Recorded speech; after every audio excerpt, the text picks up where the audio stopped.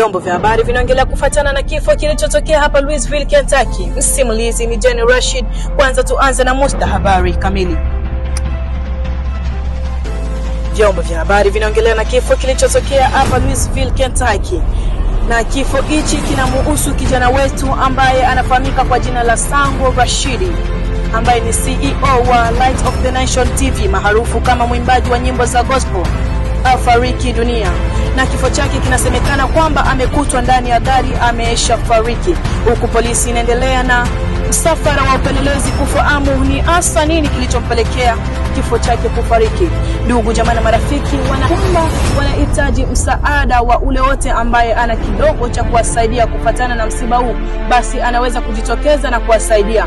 Na itakuwa na kitu chochote ambacho unahitaji sana kuwapashia, basi unaweza ukanitafuta kupitia kwenye tuko hapa kwenye JTV Swahili News. Asante ndugu mtazamaji, na ukipata taarifa hii basi mfikishie mwenzako.